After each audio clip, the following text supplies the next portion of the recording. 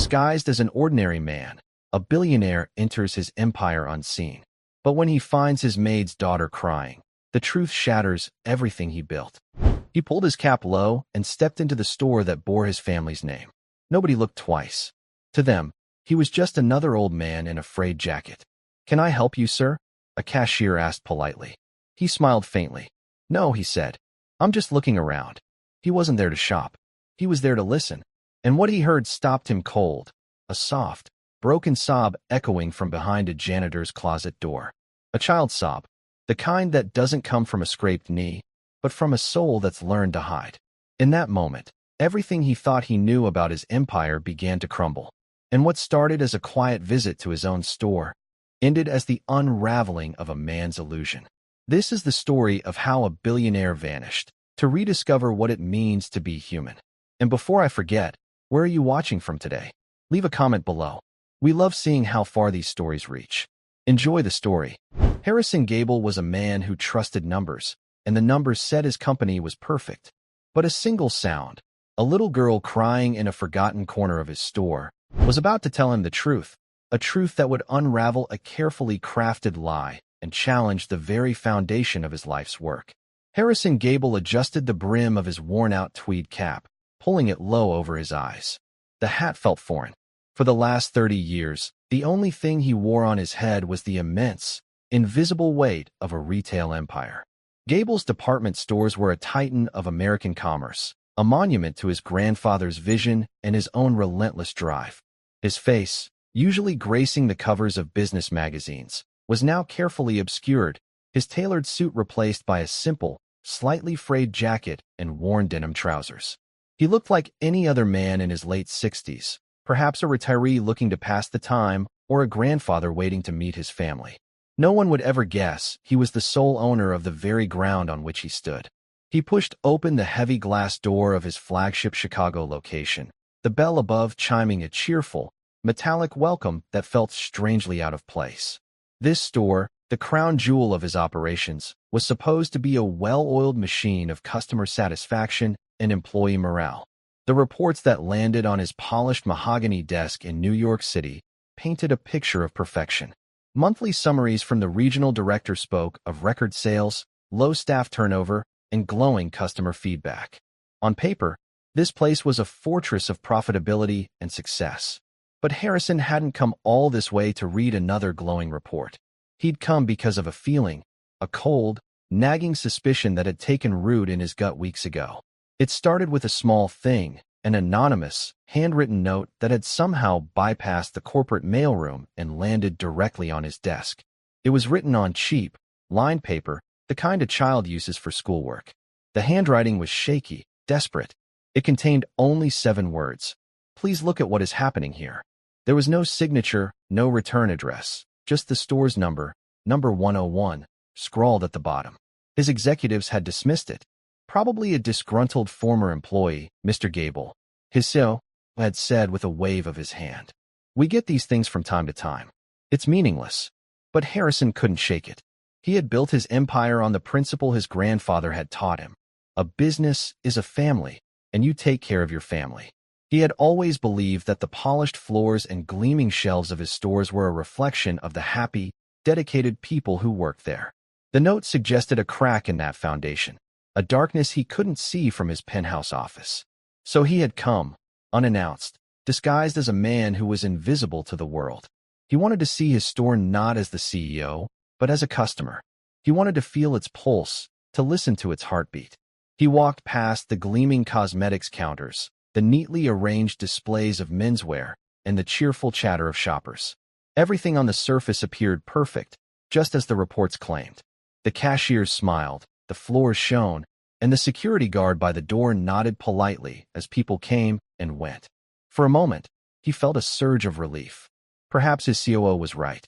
Perhaps it was nothing.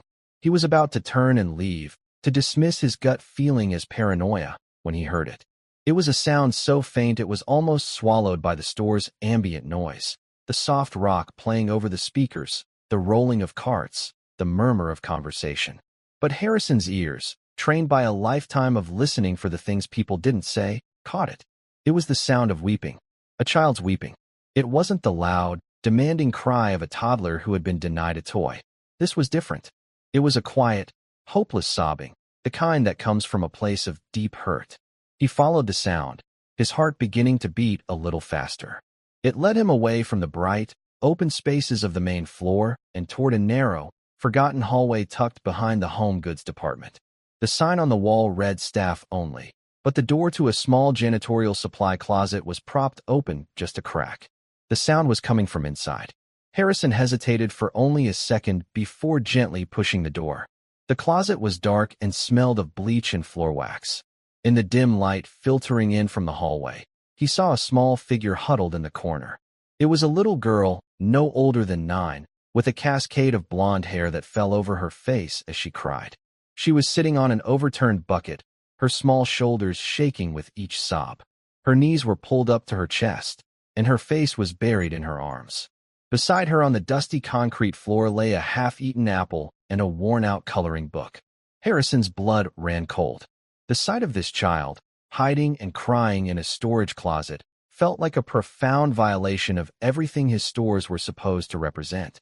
He felt a surge of something he hadn't experienced in years, a deep, protective anger. This wasn't just a policy breach, it was a moral failure. He knelt down slowly, careful not to startle her. His joints ached in protest, a reminder of his age that he usually ignored. "Excuse me, little one," he said, his voice softer than he intended. "Are you all right?" The girl's head shot up. Her eyes were blue, red-rimmed, and filled with a startling mix of fear and sorrow. She quickly wiped her cheeks with the back of her hand, trying to compose herself with a maturity that broke Harrison's heart. "I'm sorry," she whispered, her voice trembling. "I'm not supposed to be in here. I'm supposed to be quiet." "It's okay," Harrison said gently. "You don't have to be quiet with me. My name is Harry. What's yours?" She hesitated, looking at this kind-faced stranger. "Chloe," she finally said. "That's a beautiful name, Chloe," Harrison said, offering a small, reassuring smile. "Can you tell me why you're crying? Did you get lost from your parents?" Chloe shook her head. She looked toward the closed closet door, as if afraid someone might hear. "My mommy is working," she whispered. "She told me to wait here and be a good girl. She said if Mr. Doyle finds me, she'll get in big trouble." The name hit Harrison like a physical blow. Frank Doyle, the store manager, the man whose signature was on the bottom of every one of those perfect, glowing reports. "Your mommy works here?" Harrison asked, keeping his voice calm. Chloe nodded. "She cleans the floors. She's a janitor. She works very, very hard. But she had to come in for an extra shift today. Mrs. Peterson, our babysitter, is sick, and we don't have money for another one. So Mommy told me to hide here. She said it would only be for a little while." Harrison's mind raced. An employee so desperate she had to hide her 9-year-old daughter in a supply closet while she worked? It was unthinkable. It flew in the face of every company policy he had ever signed off on. His company had a dependent care assistance program. They had emergency leave policies. Why wasn't this woman using them? "But why were you crying, Chloe?" Harrison pressed gently.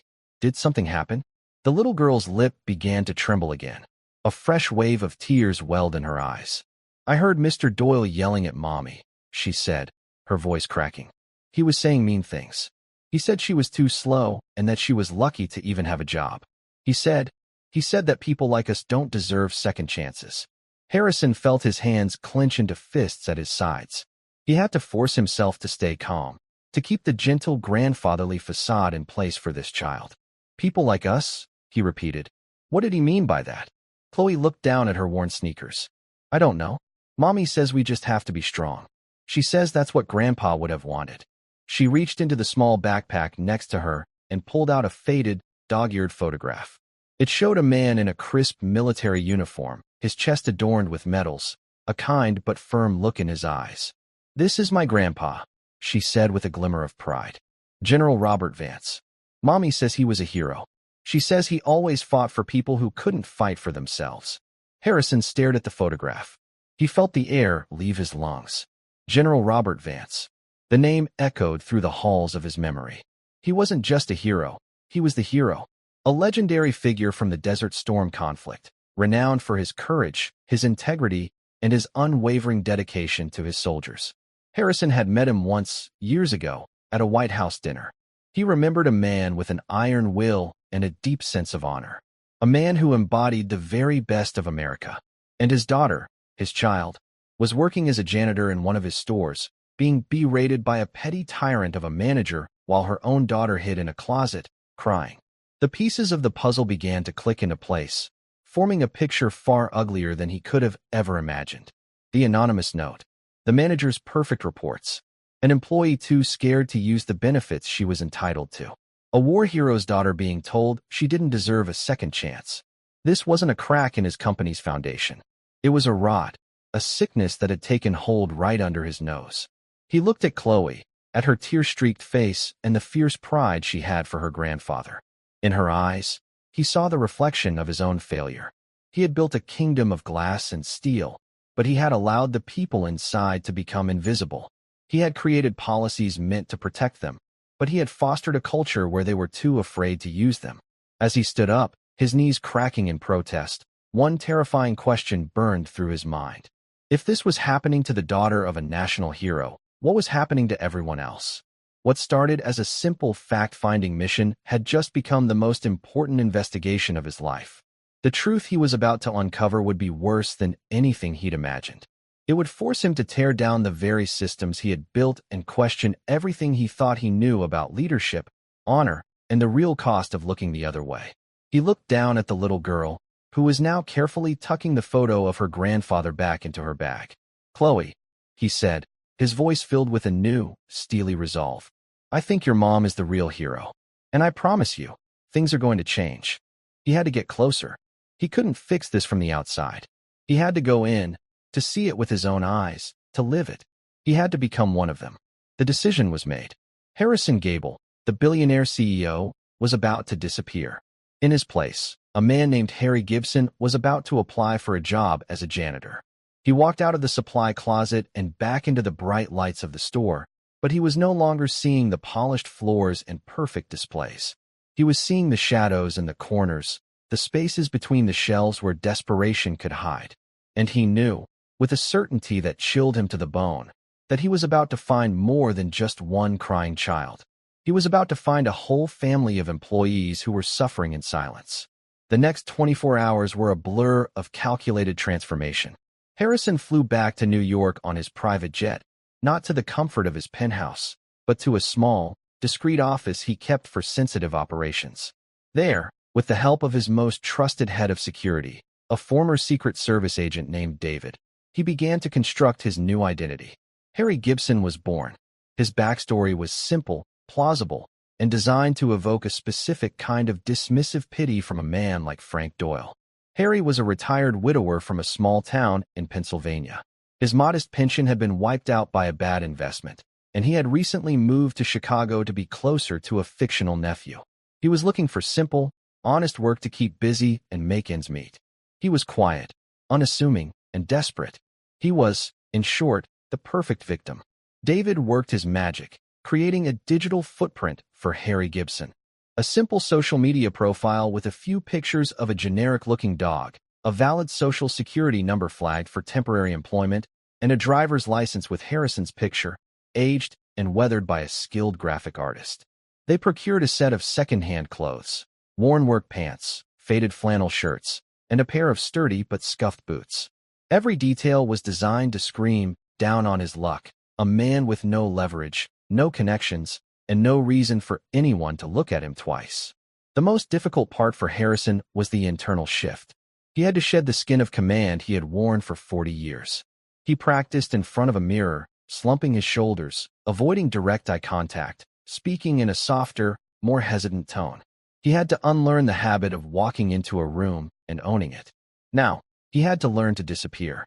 He had to become the kind of man his own managers would overlook, dismiss, and ultimately, feel comfortable exploiting. It was a bitter pill to swallow, but he knew it was the only way to get to the truth. 2 days later, Harrison, now fully embodying Harry Gibson, walked back into the Chicago store. This time, he didn't enter as a customer. He went around to the staff entrance at the back of the building, a grim, metal door next to a row of overflowing dumpsters. The air here smelled of stale garbage and despair. He took a deep breath and stepped into the world his employees inhabited every day. He asked a passing stock boy where he could find the manager's office. The young man grunted and pointed down a long, dimly lit corridor without even making eye contact. The contrast between the bright, welcoming sales floor and this bleak, forgotten hallway was stark. This was the store's underbelly, the part the customers never saw. Frank Doyle's office was at the end of the hall. The door was closed, but a small, smudged window offered a glimpse inside. Harrison saw a man in his late 40s, with thinning hair slicked back with too much gel and a paunch that strained against the buttons of his cheap, polyester shirt. He was leaning back in his chair, feet up on his desk, barking into the phone. Even from a distance, his body language radiated a cheap, aggressive arrogance. This was a man who enjoyed his small kingdom. Harrison knocked softly on the door. There was no answer. He knocked again, a little louder this time. "What?" Doyle's voice boomed through the door. "Can't you see I'm busy?" Harrison opened the door a crack. "Excuse me, sir," he said, pitching his voice to sound meek. "I was told you might be hiring. I can come back later if this is a bad time." Doyle eyed him up and down, a flicker of contempt in his eyes as he took in Harry's worn clothes and weathered face. He held up a finger, signaling for Harrison to wait, then finished his call with a loud, fake laugh. He slammed the phone down and gestured toward the single, uncomfortable-looking chair in front of his desk. "What do you want?" he asked, not as a question, but as a demand. "I'm looking for work, Mr. Doyle," Harrison said, clutching a folded, fabricated resume in his hand. "Anything you've got. I'm a hard worker. Don't mind getting my hands dirty." Doyle took the paper without looking at it, placing it on a corner of his messy desk. "Experience. Worked in a warehouse for 20 years back in Pennsylvania," Harrison said, reciting the backstory David had created. "Company downsized. I'm just looking for something steady." Doyle leaned back, steepling his fingers over his stomach. He seemed to enjoy making Harrison squirm in the silence. "We don't have much," he said finally. "Maybe some hours on the night crew. Custodial. It's tough work. Long hours. Not for everyone." He said it like a challenge, as if daring Harrison to back down. "That sounds fine, sir," Harrison said, making sure to keep his eyes lowered. "I'm not afraid of hard work." Doyle smirked. It was a cold, predatory expression. "The pay is minimum wage. No benefits until you've been full-time for 90 days, and full-time hours are not guaranteed. You get paid for the hours you work, nothing more.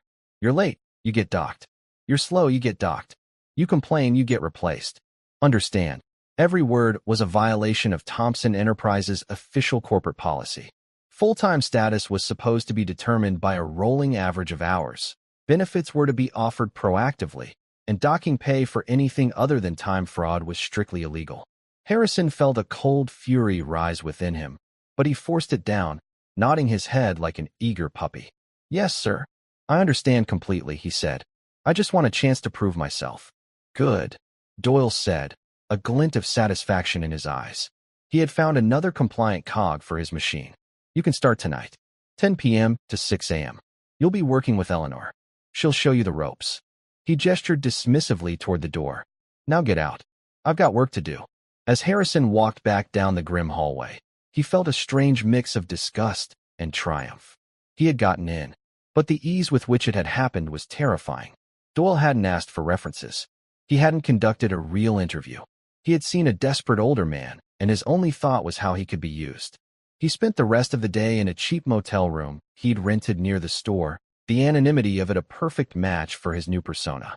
He thought about Eleanor Vance, the general's daughter. He thought about Chloe, hiding in that dark closet. He now understood why she was too afraid to use the company's support systems. A man like Frank Doyle wouldn't just deny a request for emergency leave. He would see it as a weakness to be punished. He had created a culture of fear so absolute that his employees would rather suffer in silence than risk speaking up. That night, at 9:45 p.m., Harrison returned to the store. The last of the shoppers were filtering out, their bright, cheerful faces a world away from the reality he was about to step into. He entered through the staff door and found his way to a small, grim break room.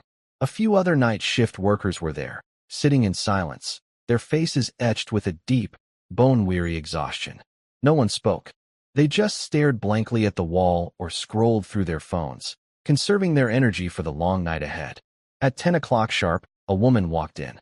She was slender, with the same quiet dignity he'd seen in her daughter's face.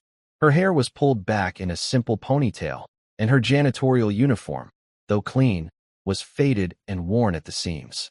Her eyes, the same piercing blue as Chloe's, held a deep sadness, but also an unbreakable strength.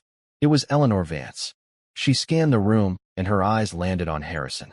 "You must be the new guy," she said, her voice quiet but clear. "Harry, right?" Harrison nodded. "That's me. A pleasure to meet you. I'm Eleanor," she said, offering a tired but genuine smile. "Welcome to the night shift. It's not glamorous, but it's a job."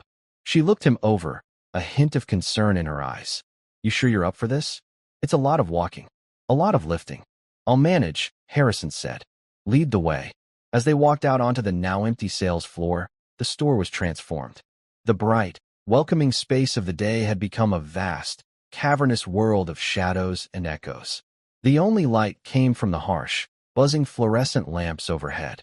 The silence was immense, broken only by the squeak of their own shoes on the polished floor.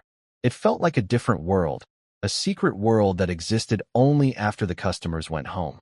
Eleanor led him to the janitorial closet where he had first found Chloe. It was even more cramped and disorganized than he remembered. She handed him a mop and a bucket. "We start with the main floors," she explained. "We have to get them done before the waxing machine comes through at 2 a.m. For the next 2 hours, Harrison worked. He mopped, scrubbed, and polished, following Eleanor's efficient, practiced movements. He was a man who hadn't done a day of manual labor in 4 decades, and his body protested immediately. His back began to ache, his hands grew sore, and sweat beaded on his brow. But he pushed through the pain, determined to see this through. He watched Eleanor as they worked. She moved with a grim determination, never wasting emotion, her face a mask of concentration. She rarely spoke, but when she did, it was to give him a quiet word of advice or a small tip on how to do a task more easily. He saw the way she limped slightly on her left leg, a subtle sign of chronic pain she was trying to hide. He noticed the raw, red skin on her hands, chapped from constant exposure to harsh chemicals. Around midnight, he saw the first clear sign of Doyle's systematic cruelty. "Eleanor," he asked, his voice echoing slightly in the empty store. "This floor cleaner seems weak. We've gone over this section twice, and the scuff marks are still there."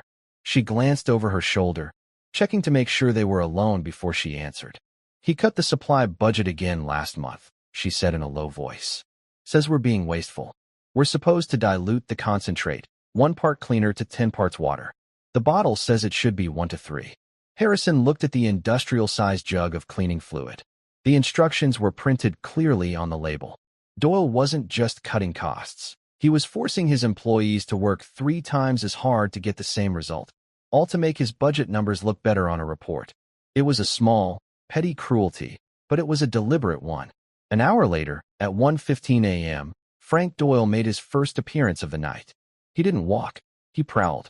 He moved through the darkened aisles like a predator surveying his territory, his hands in his pockets, a smug look on his face. He found them in the food court, wiping down tables. He didn't address them directly at first. He just ran a finger along the surface of a table Eleanor had just cleaned, inspecting it for dust. He found none, but it didn't seem to matter. "Vance," he said, his voice sharp, "you're behind schedule. You should have been done with the food court 20 minutes ago." Eleanor's back stiffened. "We've been working as fast as we can, Mr. Doyle," she said, her voice carefully neutral. "The new guy is still learning the routine." Doyle scoffed. "Excuses. I pay you to work, not to train. And definitely not to be slow." He pulled out a small notepad from his pocket and made a mark. "I'm docking you both 15 minutes. Maybe that will motivate you to pick up the pace." He turned and walked away without another word. Harrison stared after him, his heart pounding with a rage so intense it made his vision swim. 15 minutes of pay, stolen from them for a completely fabricated reason. It was probably less than $5 for each of them. It wasn't about the money. It was about the power. It was about reminding them who was in control, that their time, their labor, their very livelihood, was his to give or take away at a whim. He looked at Eleanor. Her face was pale, but her expression was one of grim resignation. This wasn't new to her. This was normal. "Does he do that often?" Harrison asked, his voice barely a whisper. She nodded. not looking at him. She just picked up her cleaning cloth and moved to the next table. You learn to live with it, she said, her voice hollow. You have to. When you've got a little girl at home depending on you, you learn to live with a lot of things. Harrison gripped his mop handle, the wood groaning under the pressure. He had thought he was coming here to fix a problem in his company. But as he stood there in the vast, empty silence of his own store, watching a hero's daughter endure this quiet, soul-crushing abuse, he realized he had been wrong. This wasn't a problem. This was a war. And he had just enlisted on the front lines. The first break came at 2:30 a.m. Eleanor led Harrison to the same grim break room from before. Two other members of the night crew were already there, a wiry young man who looked barely out of his teens and an older, stooped man with weary eyes and a permanent tremor in his hands. The young man was scrolling silently on his phone, his face illuminated by the pale blue light. The older man, whose name tag read George, was staring into a thermos cup as if it held the secrets of the universe. The silence was heavy, oppressive. It wasn't a comfortable silence between colleagues. It was the tense quiet of strangers on a prison bus. Harrison sat down at the small table, his muscles screaming in protest. He unwrapped a simple sandwich he'd brought in a brown paper bag. The act felt strangely performative, a detail from the life of a man he was pretending to be. So, Harrison said, trying to inject a bit of warmth into the chilly room. How long have you all been working here? The young man didn't even look up from his phone. George took a slow sip from his thermos, his hand shaking slightly. He looked at Harrison with eyes that had seen too many long nights. Long enough, George said, his voice a gravelly whisper. Best thing you can do, Harry, is keep your head down. Do the work. Don't ask questions. Don't cause trouble. Just be invisible. Good advice, Eleanor said quietly, not looking at either of them. She was nibbling on an energy bar, eating it with the mechanical efficiency of someone refueling a machine, not enjoying a meal. Suddenly, the door swung open and Frank Doyle filled the frame. A greasy smile was plastered on his face, but it didn't reach his eyes. His gaze swept over the room, a silent accounting of his subjects. Well, look at my hard-working night owls, he said, his tone dripping with false bonhomie. Enjoying your little break? Don't get too comfortable. He pointed a thick finger at a clock on the wall. 15 minutes. That's what the company gives you. I'm timing it. To the second. He remained by the door, arms crossed, watching them. The air grew even thicker. The young man put his phone away. George seemed to shrink into himself, hunching his shoulders as if to ward off a blow.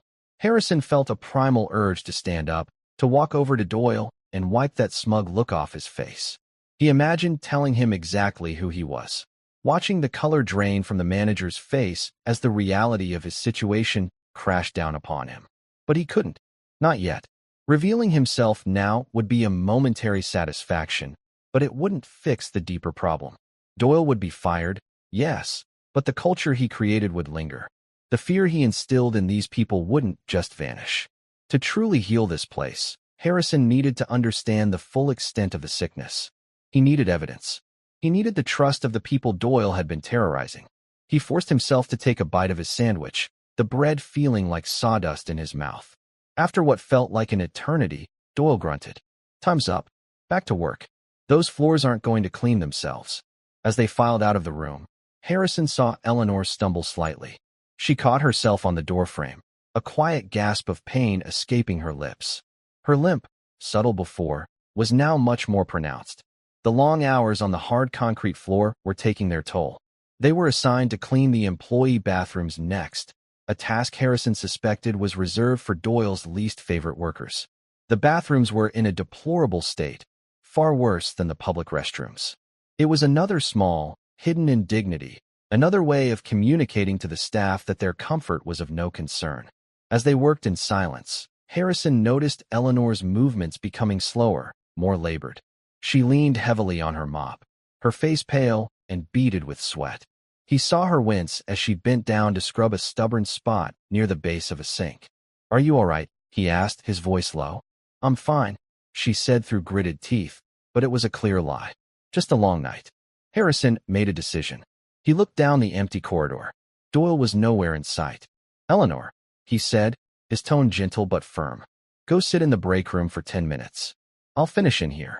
She looked at him, her eyes wide with a mixture of suspicion and exhaustion. I can't. If he finds out. He won't find out, Harrison insisted. I'm a fast worker. I can handle this. Go on. It's not a request. She hesitated, a battle playing out on her tired face. It was the conflict between her ingrained fear of Doyle and the overwhelming need to rest her aching body. Finally, the exhaustion won. She gave him a small, grateful nod, her pride not allowing her to say thank you. She limped out of the bathroom, leaving Harrison alone with the buckets and the bleach. He worked with a speed and fury he didn't know he possessed. The work wasn't just about cleaning anymore. It was an act of defiance. Every tile he scrubbed was a blow against Doyle's petty tyranny. Every surface he polished was a small gesture of respect for the woman who was supposed to be doing this job. He finished both bathrooms in under 20 minutes, a job that should have taken the two of them closer to 40. When he found Eleanor back in the break room, she was sitting with her eyes closed, her left leg propped up on a chair. She had taken her shoe off, and he could see her ankle was swollen. She opened her eyes as he entered, a look of gratitude finally breaking through her guarded expression. "Thank you, Harry," she said, her voice barely a whisper. "You didn't have to do that. We're a team, aren't we?" Harrison said, sitting down across from her. "That's what this is supposed to be about." She let out a short, bitter laugh. "There are no teams here. There's just surviving." She looked at him, really looked at him for the first time. She saw the genuine concern in his eyes, the kindness in his weathered face. He wasn't like the others. He wasn't beaten down like George or checked out like the young man. He had a strength about him, a quiet dignity that reminded her of someone she had lost long ago. "Why are you here, Harry?" she asked, her voice soft. "A man your age, you should be retired, enjoying your grandkids." Harrison stuck to his cover story. "Lost my pension. A man's got to work. Same as anyone else." He paused, then decided to take a chance, to open a door he hoped she would walk through. "But what about you? I get the sense you weren't always doing this kind of work." Her gaze dropped to the floor. The wall she had so carefully constructed around herself began to crumble. His small act of kindness had done what no amount of pressure could have. It had made her feel safe. "No," she said quietly. "I wasn't." She began to speak, the words tumbling out as if a dam had broken. She told him about her life before this. She had been a paralegal at a small law firm in the city. It wasn't a glamorous job, but she was good at it. She had benefits, regular hours, and enough money to provide a stable life for her and Chloe. Her husband, Chloe's father, had been a firefighter, a good man who had died in a tragic training accident 3 years ago. After he died, she said, her voice thick with unshed tears, everything fell apart. The grief, it was like a physical weight. I couldn't focus at work. I started making mistakes. Small things at first, but they added up. Then Chloe got sick. A really bad case of pneumonia. She was in the hospital for almost 2 weeks. She took a shaky breath. I used up all my vacation time, all my sick leave. My boss was understanding at first, but then he started getting impatient. I had to take unpaid leave to be with her. When I finally came back, they told me they'd eliminated my position. Harrison felt a familiar, cold rage building in his chest. It was a story he had heard in different forms over the years. A loyal employee, hit by personal tragedy, being cast aside by a company that saw them as a liability on a balance sheet. "I was unemployed for 6 months," Eleanor continued. "The savings ran out. The debt piled up. I was getting desperate. I applied for everything. No one would hire me. They saw the gap in my resume and assumed the worst. Finally, I saw an ad for this job. It was a night shift, but it was a job. It was a paycheck. It was a way to keep a roof over Chloe's head." She finally looked up at him, her blue eyes shimmering with a pain that cut him to the core. "When Mr. Doyle hired me, he made it very clear he was doing me a favor. He knew my situation. He said he was giving me a second chance that no one else would. And he has never, not for a single day, let me forget it." Now it all made sense. The taunt Chloe had overheard. People like us don't deserve second chances. Doyle wasn't just a bully. He was a predator who fed on desperation. He had found a vulnerable person and had systematically broken her down, using her past misfortune as a weapon to ensure her compliance. "He knows I can't afford to lose this job," she whispered. "He knows I have no other options. So I take it. I take the docked pay, the extra hours, the insults. I take it all, Because my little girl needs me to. Every night, I come here and I swallow my pride. I just tell myself what my father always used to say. What was that? Harrison asked gently. He was a general in the army, she said, a flicker of the pride he'd seen in Chloe appearing in her own eyes. He used to say, dignity is the one thing no one can take from you. It's something you carry inside. But some nights, Harry, some nights I feel like there's nothing left inside to carry. Harrison Gable, the titan of industry, the man who commanded boardrooms and moved markets with a single phone call, sat in a dingy break room in the middle of the night, utterly humbled. He was listening to the daughter of General Robert Vance, a man he deeply admired, describe how her spirit was being ground into dust by a petty tyrant in one of his own stores. The policies he had written, the corporate values he had espoused, the entire benevolent empire he thought he had built, it was all a lie. A fiction. Down here, in the trenches, none of it mattered. The only thing that mattered was the absolute power of one cruel man over the lives of the people who worked for him. He wanted to tell her everything. He wanted to tell her that her nightmare was almost over, that the man sitting in front of her owned the very floor they were sitting on, and that he was going to bring the whole rotten structure crashing down on Frank Doyle's head. But he held his tongue. His plan had to be methodical. It had to be perfect. For Eleanor, for Chloe, for George, and for all the others who were suffering in silence. He needed more than a confession. He needed undeniable proof that would stand up to any corporate lawyer Doyle might hire. The end of the shift was approaching. The first hint of dawn was beginning to soften the edges of the dark Chicago sky. The night crew gathered near the time clock, a collection of exhausted, shadowy figures waiting to be released.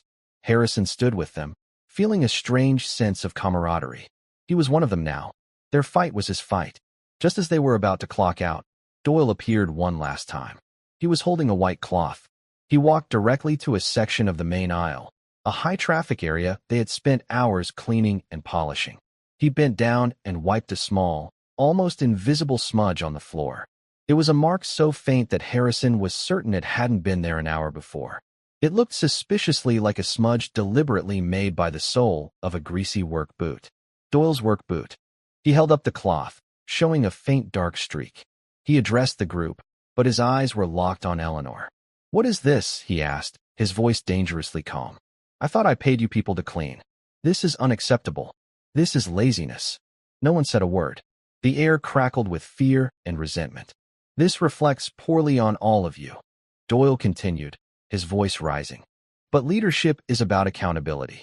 And the senior member of this team is you, Vance." He pointed a finger at her.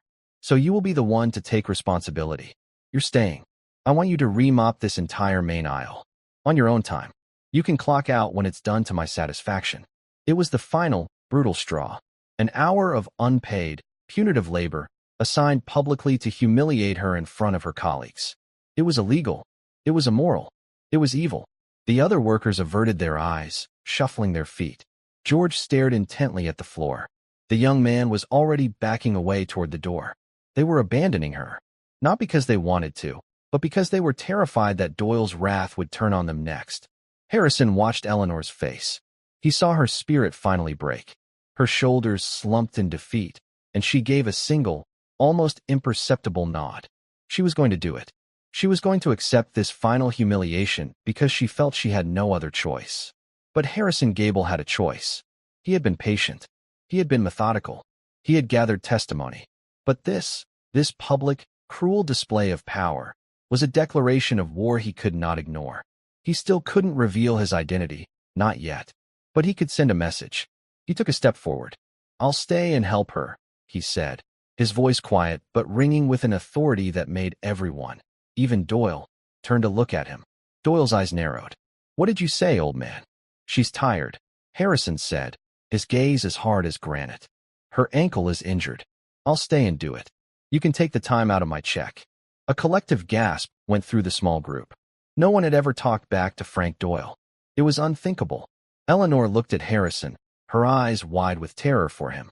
Doyle took a step toward Harrison, his face turning a blotchy red. He was a foot taller than Harrison and 30 years younger, and he puffed out his chest, trying to use his physical presence to intimidate. "You've been here for one night, you old fool," Doyle snarled, getting right in Harrison's face. You don't get to make the rules. You want to be a hero? Fine. You're fired. Get your things and get out. Now, he turned to Eleanor. And you can thank your new friend for this. You're fired, too. The words hung in the air, cold and final. Eleanor's face crumpled. It was her worst fear realized. The job that had been her prison was now the lifeline that had just been cut. All because a kind old man had tried to stand up for her. Harrison felt a strange sense of calm descend over him. Doyle had overplayed his hand. He had just created the perfect opportunity. You can't fire us, Frank, Harrison said, his voice devoid of any of the meekness he had been feigning. He used the manager's first name, a calculated move to strip away his authority. Doyle laughed, a harsh, ugly sound. Oh, I can't. Watch me. Security, he bellowed toward the front of the store. That won't be necessary, Harrison said. He reached into his worn jacket and pulled out his wallet. He didn't take out an ID. He took out a simple, elegant black business card. He held it out for Doyle to see. The card had only 3 things on it: the Gable's department store logo, a name, and a title. Harrison Gable, Chairman and CEO. Doyle squinted at the card, his brain slowly processing the information. He looked from the card to Harrison's face, then back again. The contempt on his face slowly melted away, replaced by a wave of confusion, then dawning horror. The color drained from his cheeks. He began to tremble. No, he whispered. It can't be. Frank, Harrison said, his voice now filled with the ice-cold command of a CEO who was about to liquidate a failed asset. You are not firing anyone, but you are going to give me your keys, your employee ID, and your security codes. You are then going to go to your office and wait for me. Do not touch anything. Do not call anyone. Do not even breathe too loudly. Is that understood? The other employees stared, their mouths agape. Eleanor looked at the man she knew as Harry, this quiet, kind janitor, and saw him transform before her very eyes into someone else entirely. The slumped shoulders were gone. He stood tall, radiating a power that was more intimidating than Doyle's cheap bullying could ever be. It was the power of absolute, unquestionable authority. Doyle, his face ashen, could only nod. His reign of terror was over, and the man who had ended it was the one he had dismissed as a worthless old fool just minutes before. The sun was rising, and a day of reckoning had finally arrived at Gable's department store. The transition from a powerless, terrified minion to a man holding a pair of worthless keys was instantaneous and brutal for Frank Doyle. He seemed to shrink before their eyes, the cheap polyester of his manager's uniform suddenly looking like a costume on a man who had forgotten his lines. He fumbled with the key ring on his belt, his hands shaking so violently he could barely unclip it. He handed the keys and his ID badge to Harrison, his eyes darting around the small group of employees, looking for a sympathetic face and finding only a sea of cold, hard stares. The fear he had so expertly cultivated had now turned on him. His authority, built on a foundation of intimidation, had vanished the moment a higher power appeared. Harrison took the keys without a word and then turned his attention to the shell-shocked employees. Everyone, he said, his voice now calm and steady, projecting a natural authority that Doyle could only ever mimic with volume. Please, clock out. Go home and get some rest. Your full shift will be paid, and I am personally adding a 4-hour bonus to each of your checks for tonight's work. George, I want you to go home, and I want you to see a doctor about that tremor. Send the bill directly to my office. We will take care of it. George looked up, his weary eyes filling with tears. For the first time in years, someone was seeing him not as a broken-down old man, but as a human being. He could only nod, his throat too tight with emotion to speak. Harrison then looked at Eleanor. Her face was a canvas of conflicting emotions, shock, relief, and a dawning, brilliant hope. The weight of years of anxiety and fear was visibly lifting from her shoulders. Eleanor, Harrison said, his voice softening. You are not fired. On the contrary, I need your help. But first, I need you to go home to your daughter. Spend the day with her. Don't worry about anything here. When you're ready, I'd like you to come back this afternoon. We have a lot to talk about. He then added, and please, for your ankle, take a company car. The keys are in the office. Just tell the driver where to go. She looked at him, the man she knew as Harry, and saw the truth of his character. It hadn't been an act. The kindness, the decency, the willingness to stand up for her, that was the real man. The CEO persona was just the tool he was now using to enforce that character upon the world. "Thank you," she whispered, the words carrying the weight of 1,000 sleepless nights. "Thank you, Harrison." As the other employees filed out, whispering amongst themselves, a new and unfamiliar energy buzzing between them, Harrison turned his gaze back to Frank Doyle. The blood was beginning to return to Doyle's face, and with it, a hint of his old arrogance. He seemed to be calculating, searching for an angle, a way to spin this. "Mr. Gable, sir," Doyle began, his voice slick with a sycophancy that was even more repulsive than his bullying. "I think there's been a terrible misunderstanding. I run a tight ship. My numbers are the best in the region. I was just trying to maintain discipline. A little bit of pressure, that's all. It's how you get results." Harrison looked at him with an expression of pure, unadulterated contempt. He didn't raise his voice. He didn't need to. His words were as sharp and as cold as shards of glass. "You're right about one thing, Frank. There has been a terrible misunderstanding. You misunderstood what this company is about. You misunderstood what a leader is. And you fundamentally misunderstood the difference between discipline and cruelty." He gestured for Doyle to precede him down the long, grim hallway toward the manager's office. "Walk," he commanded. Once inside the cluttered office, Harrison closed the door. The room suddenly felt very small. He didn't sit down. He stood in the center of the room, forcing Doyle to remain standing as well, a subtle power play that stripped the manager of any remaining sense of control. "I have spent the last 8 hours, Frank," Harrison began, his voice low and dangerous, "living in the world you created. I mopped your floors with diluted cleaning fluid to save a few pennies on your supply budget. I cleaned your filthy employee bathrooms. I watched you steal 15 minutes of pay from people who are breaking their backs for minimum wage. I listened to a good woman, the daughter of a national hero, tell me how you used her personal tragedy to control her, how you ground her down day after day until she felt she had no dignity left." Doyle began to sweat, his eyes wide with panic. "She's lying. They're all lazy. They'll say anything to get out of doing their work. Do I look like a fool to you, Frank?" Harrison cut him off, his voice like the crack of a whip. "I built a multi-billion-dollar enterprise from the ground up. I can smell a liar from a mile away, and right now, this room stinks of your deceit." Harrison walked over to the desk and picked up a framed photograph. It showed Doyle standing with his arm around the regional director, both men grinning, holding up a plaque for Manager of the Year. "Your numbers," Harrison said with a sneer, tapping the photograph with his finger. "You want to talk about your numbers? Let's talk about them. How many workplace injury claims have been filed from this store in the last year?" "None," Doyle said quickly, a flicker of pride in his eyes. "My safety record is perfect." "Your safety record is a lie," Harrison shot back. "George has a repetitive stress injury from years of operating the floor buffer without proper support, but he's too scared to report it because he knows you'll fire him.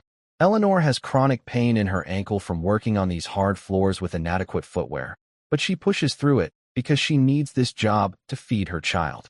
You haven't created a safe workplace. You've created a workplace where people are too terrified to admit they're in pain. That's not a good number, Frank. That's a human rights violation." He threw the picture frame onto the desk, the glass shattering with a sharp crack. Doyle flinched as if he'd been struck.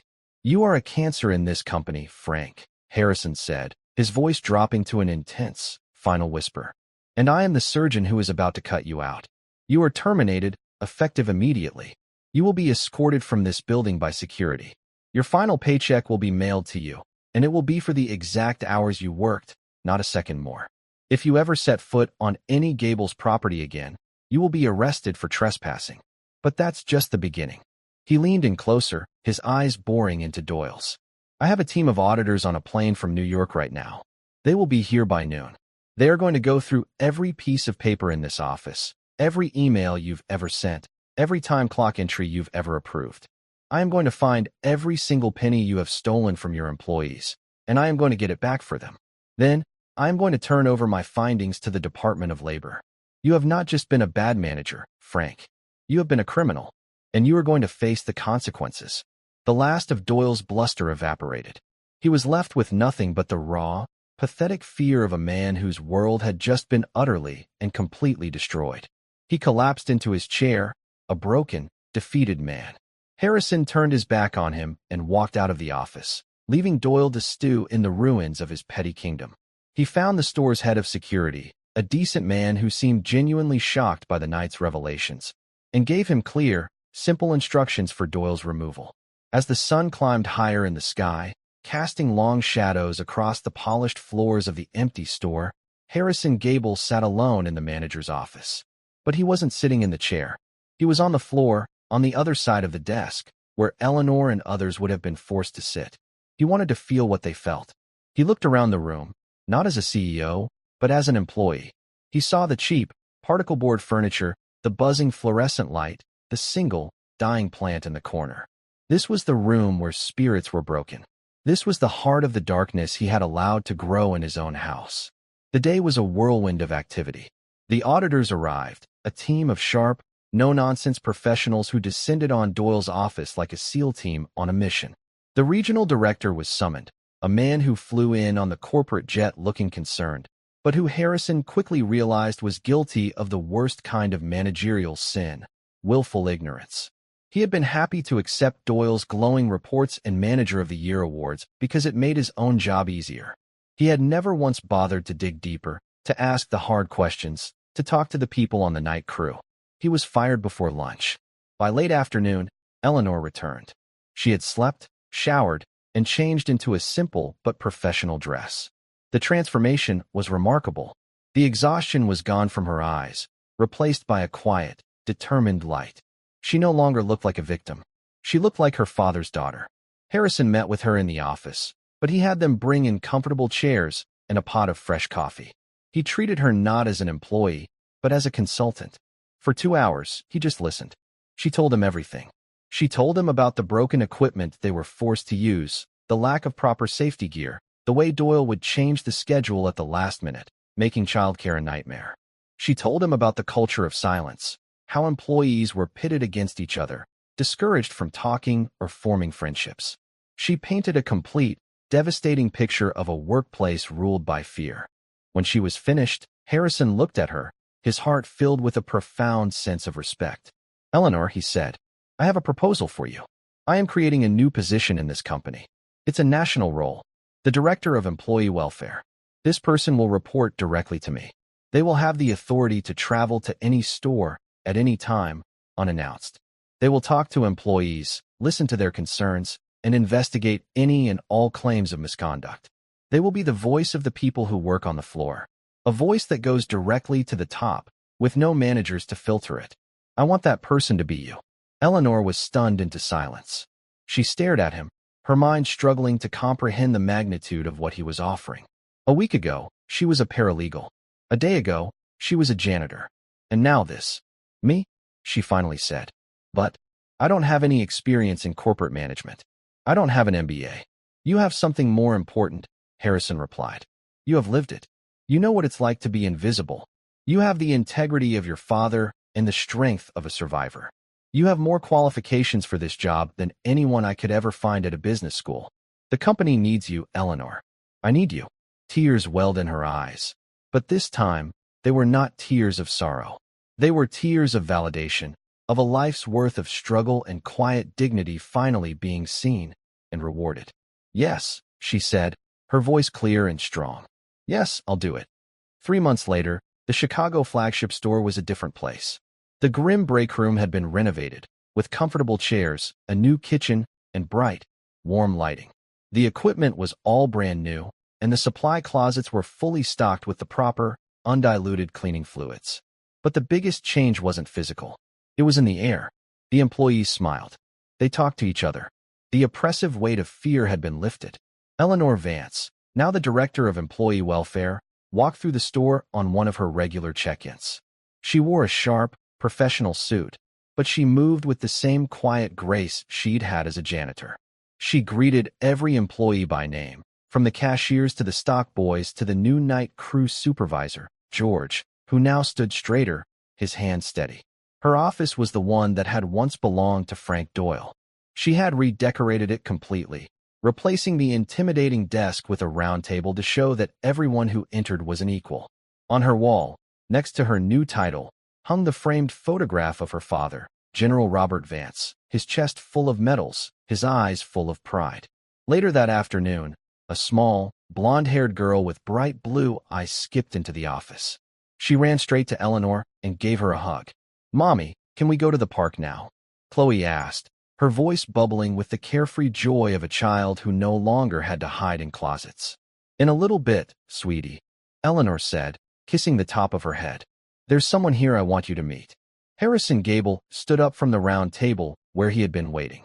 He was back in his tailored suit, the uniform of a CEO. But his eyes were different. The hard, calculating edge was gone, replaced by a warmth and a humility he had learned on his hands and knees, scrubbing floors. He knelt down, just as he had in the supply closet 3 months ago, so he was on eye level with Chloe. "Hello, Chloe," he said with a gentle smile. "My name is Harrison. I'm a friend of your mom's." Chloe looked at him, her head tilted. "You look different than Harry," she said with the unfiltered honesty of a child. Harrison chuckled. "Sometimes, you have to look a little different to see things clearly. I wanted to thank you." "For what?" she asked. "For crying," he said simply. "Your tears, your story about your grandpa. You reminded me what's really important. You helped me fix a very broken thing. You're a hero, just like your grandpa." Chloe beamed, a radiant, beautiful smile that lit up the entire room. As Harrison watched Eleanor leave with her daughter, hand in hand, he felt a profound sense of peace. He had spent his life building an empire of things, of stores, of products, of profits. But in the quiet sob of one little girl, he had been reminded that his true business was people. He had torn down a part of his own company to save it. He had fired executives, rewritten policies, and invested millions in new programs for employee support. But the most important change had happened within himself. The undercover billionaire had walked into his store to find a problem. He had walked out having rediscovered his own soul. And that's where we'll end the story for now. Whenever I share one of these, I hope it gives you a chance to step out of the everyday and just drift for a bit. I'd love to know what you were doing while listening. Maybe relaxing after work, on a late-night drive, or just winding down. Drop a line in the comments. I really do read them all. And if you want to make sure we cross paths again, hitting like and subscribing makes a huge difference. We are always trying to improve our stories, so feel free to also drop your feedback in the comment section below. Thanks for spending this time with me.